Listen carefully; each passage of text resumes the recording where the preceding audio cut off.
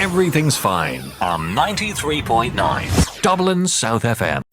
Welcome to India This Week. I'm Charmaine Colvin and you are listening to Apna Radio 93.9 Dublin South FM. 3 men have been sentenced to death for the murder of 24 people, which took place 34 years ago. The men were part of a gang of bandits who shot the victims, which included women and children, who were from the Dalit, formerly untouchable community in Dahuli village in the northern state of Uttar Pradesh. The special court said on Tuesday that the killings fell into the rarest of rare category, which justifies capital punishment in India. The men claim they are innocent and can appeal against the sentence in a higher court. All the victims were from the Dalit community, which sits at the bottom of India's rigid caste hierarchy. Relatives of the victims welcome the sentence, but say the decision should have been sooner. 13 of the 17 men accused in the case have died in the 44 years since the crime was committed. Apart from the 3 men who have been sentenced to death, there is one more accused who is absconding.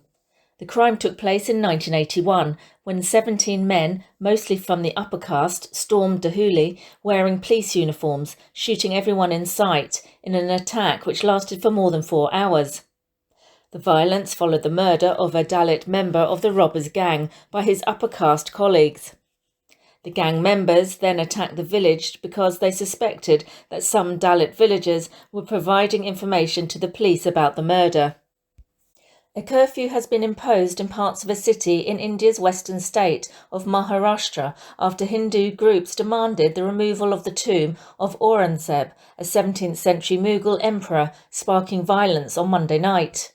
Vehicles were set on fire and stones were thrown in the Mahal area of Nagpur city. The tomb of Aurangzeb, who died more than 300 years ago, has in recent years become a political flashpoint amid growing calls for its removal by hardline Hindu groups. It is located about 500 kilometres from Nagpur, which was earlier called Aurangabad after the emperor. Monday's violence broke out after 2 Hindu organisations, Vishwa Hindu Parishad and Bajrang Dal, burnt the emperor's effigy and chanted slogans demanding the removal of the tomb. More than 50 people were detained, with 33 policemen injured in the incident.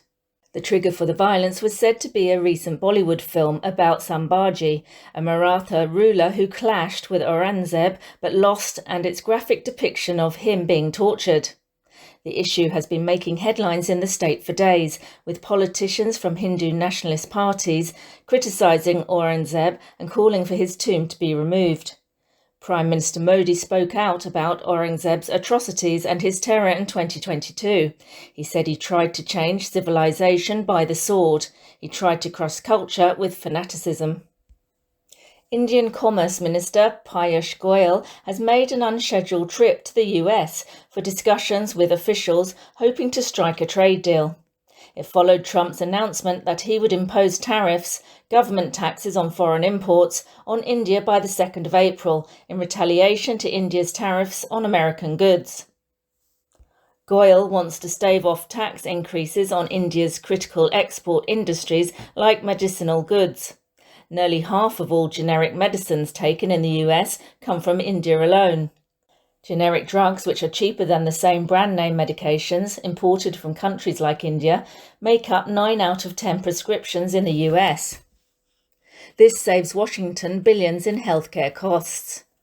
In 2022 alone, the savings from Indian generics amounted to $169 billion, according to a study by consulting firm IQVIA.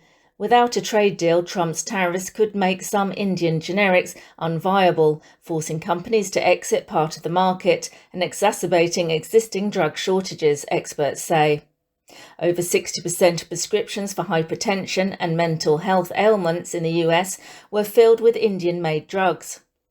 Trump wants companies to shift manufacturing to the US, but India's largest drug maker, Sun Pharma, said the tariffs do not justify relocating manufacturing to the US, as manufacturing in India is at least 3 to 4 times cheaper than in the US. Indian Prime Minister Narendra Modi has become one of the few world leaders to join Truth Social, the social media platform owned by US President Donald Trump. In his first post this week, Modi shared a photo with Trump taken in Houston, Texas, during his 2019 US visit, and said he was delighted to be on the platform.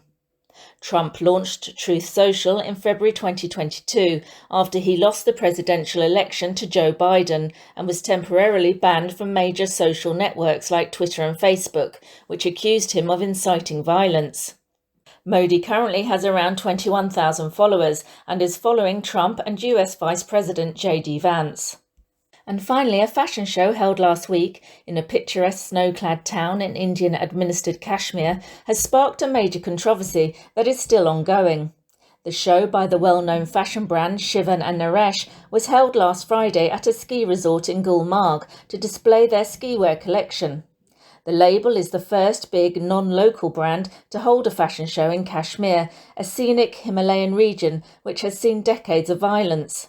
The shoot, however, has sparked outrage among locals, politicians and religious leaders in Muslim-majority Kashmir after Elle India posted a video on social media showing models in underwear or bikinis. Many took offence with the show being held in the holy month of Ramadan and accused the designers of mocking their faith and disregarding local culture and sentiments. So that's all from me on India This Week. You are listening to Apna Radio 93.9 Dublin South FM.